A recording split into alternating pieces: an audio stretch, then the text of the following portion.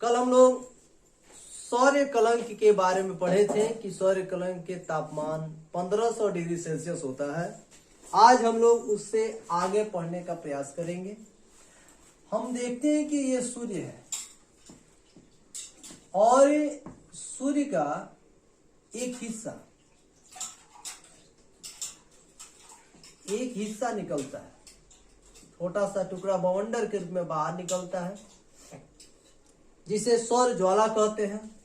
और जब यह पृथ्वी के, देखिए, ऊपर वाले ध्रुव को उत्तरी ध्रुव और नीचे वाले ध्रुव को दक्षिणी ध्रुव कहते हैं, तो यह सौर ज्वाला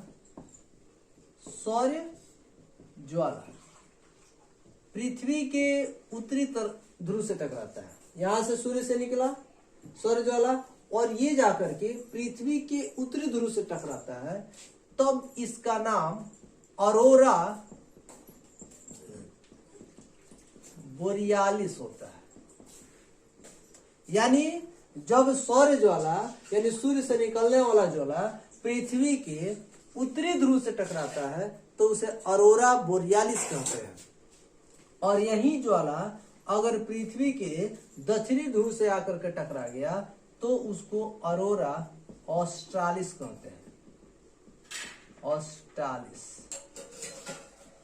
तो अरोरा बोरियालिस, अरोरा ऑस्ट्रालिस के बारे में हम लोग जान गए।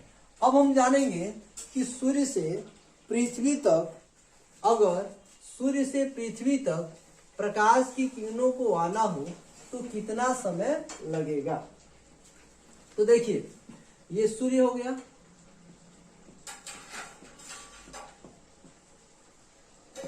और पृथ्वी इस पर चक्कर काट रही है। ये हो गई पृथ्वी, ऐसे चक्कर काट रही हो। ये पृथ्वी हो गई, यही पृथ्वी ही है, ऐसे वो चक्कर काट रही है। तो सूर्य की यह परिक्रमा कर रही है। तो जब पृथ्वी सूर्य की परिक्रमा करती है तो कभी कभी इसके काफी नजदीक पहुंच जाती है और कभी कभी इससे काफी दूर रहती है। लेकिन अगर सूर्य से पृथ्वी तक सूर्य के प्रकाश को पहुंचना है तो सूर्य से पृथ्वी तक सूर्य के प्रकाश को पहुंचने में 8 मिनट 16 से 20 सेकेंड लगते हैं। अब ये कहिएगा 16 और 20 दोनों सेकेंड की चर्चा कर दे, एग्जैक्ट होगा क्या है? तो देखिए एग्जैक्ट कैसे होगा। जब सूर्य से पृथ्वी सबसे दूर रहती है तो सूर्य से पृथ्वी जो सबसे दूर रहती है तो इस स्थिति को अपसौर कहते हैं। कहते हैं क्या? इसको हम कहते हैं अपसौर। क्या बोला जाता है? अपसौर। सूर्य से पृथ्वी जब सबसे दूर रहती है तो इसे अपसौर कहते हैं। और यह स्थिति 4 जुलाई को होता है। कितने जुलाई को होता है? तो यह स्थिति 4 जुलाई को होता है। और इस समय सूर्य से पृथ्वी की दूरी 15.21 किलोमीटर होता है। और इस स्थिति में सूर्य से पृथ्वी तक प्रकाश की किरणों को पहुंचने में 8 मिनट 20 सेकेंड लगते हैं। क्लियर कि हमने 20 क्यों लिखा है? जब परिक्रमा करते करते पृथ्वी सूर्य के सबसे नजदीक आ जाती है तो इस स्थिति को उपसौर कहते हैं। और यह स्थिति 3 जनवरी को होता है। 3 जनवरी को होता है। और इस समय सूर्य से पृथ्वी की जो दूरी है वह 14.70 किलोमीटर होता है। 14.70 किलोमीटर होता है, यानी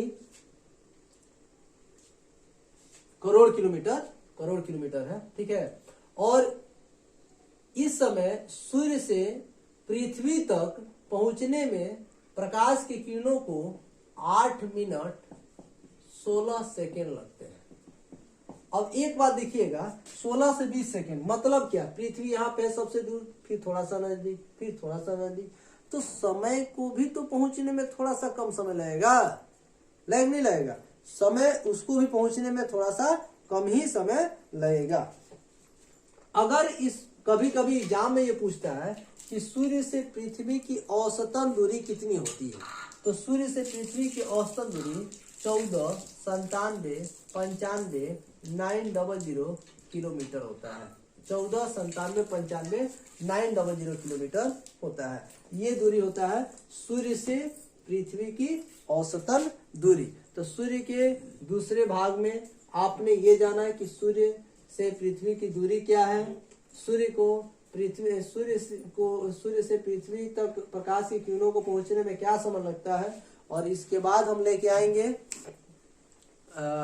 कि सूर्य ग्रहण के समय क्या होता है। सूर्य ग्रहण को लेकर के इसके बाद वाला वीडियो हम लेकर के आपके सामने आएंगे।